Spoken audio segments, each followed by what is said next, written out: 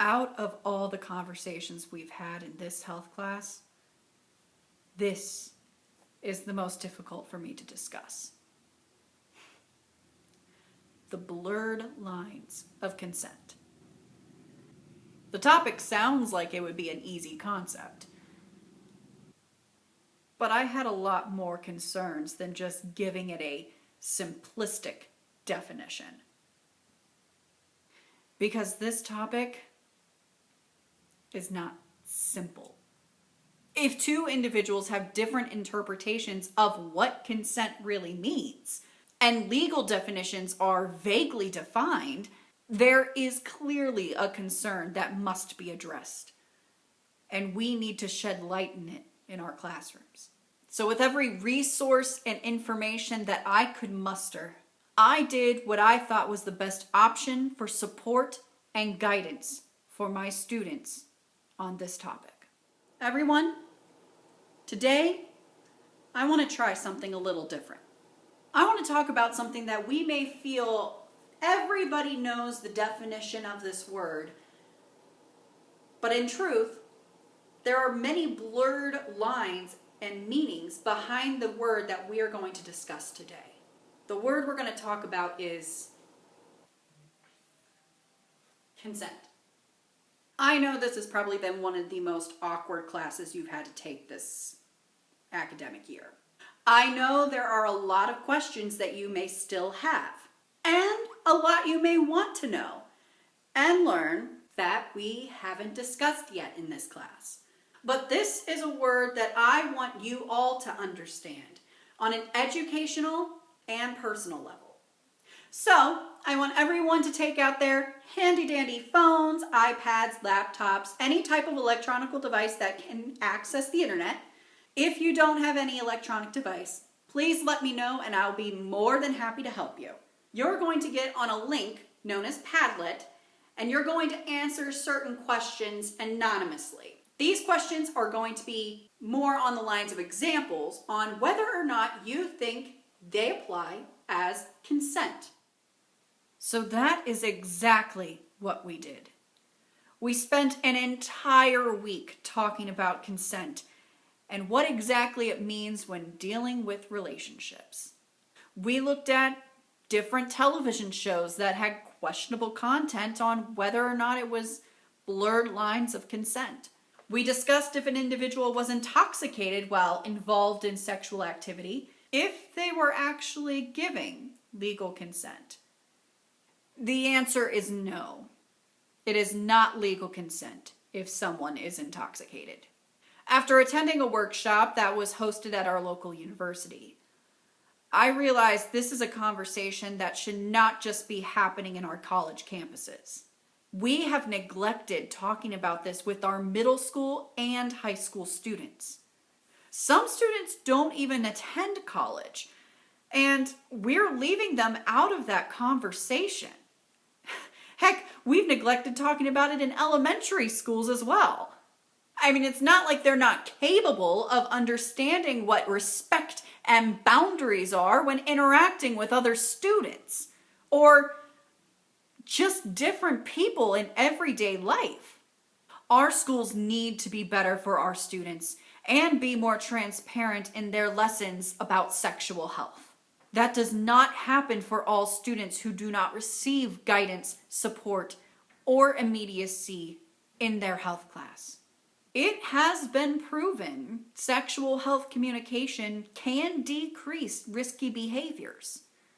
Yet there is still a negative perspective about teaching sexual health in our health class. And you know what's worse?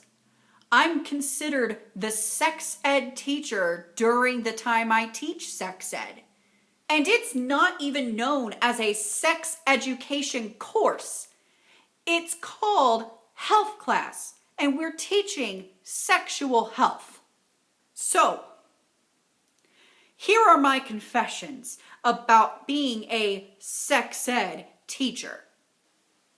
You ask us as teachers to tell our students to abstain from sex, and instead of giving us the proper guidelines, we resort to fear tactics, telling them they are impure and are destroying their lives if they participate in sexual activity.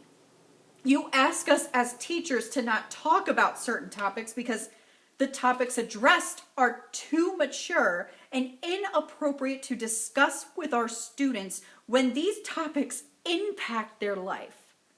You ask us as teachers to tell our students to act, think, behave, live a certain way, and not really understand their sexuality or to respect others' choices on their sexual orientation and gender expression. But there are different experiences these students face that we fail to mention because of the closed-minded perspective the district and the state has put on our health education curriculum. We are one of the only states that does not have standards in health education, and it clearly shows in our sexual health education laws. Let's get past the brick wall that we have built for our students and give them the best information and resources they need to know about sexual health. It should no longer be a district by district decision on how we educate our students about sexual health. It should not be focused on what the district needs and wants to do about sexual health. We need to have standards in Ohio in order for us to do better for our students. It's time to teach them why sexual activity is considered risky behaviors.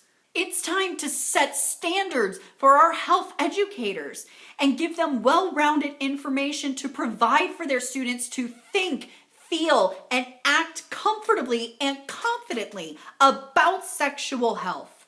We need to show them and connect with them, be open-minded and empathize with them, rather than giving them scare tactics about sexual behavior.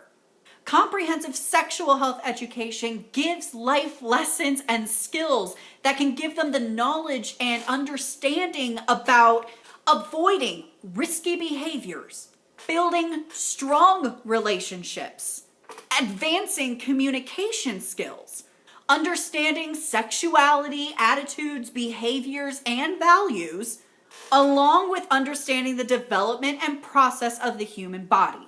Abstinence can be stressed, and abstinence can be one discussion that we have with our students, but it is not the only discussion we should be having in our classrooms. We need to have these conversations with them so they can make those decisions for themselves, because this is not just about education. This is about communication and life skills that they should be making the decisions and choices about their life.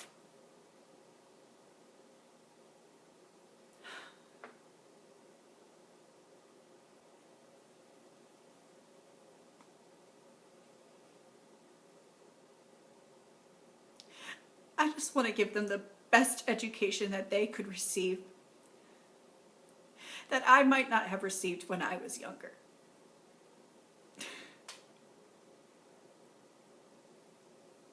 And boy, I wish I did. It's because there's no set standard for our health educators on the local or state level for health education. Sexual health can break walls when we have these conversations. It shouldn't be about fear. It should be about protecting and giving our students the human right to make appropriate and responsible choices. I do not want to leave my students questioning their experiences and beliefs, questioning the most appropriate way to take care of their body, questioning their sexual identity because they fear or are being bullied for someone that they love.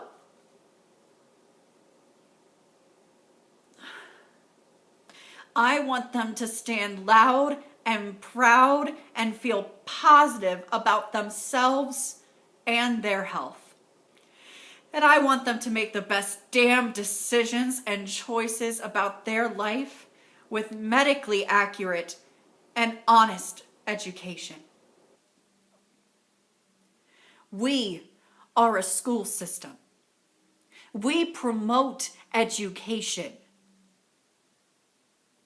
Let's make this a curriculum that we can promote education for life. My name is Ms. Gwendolyn Taylor. Welcome to my TED Talk.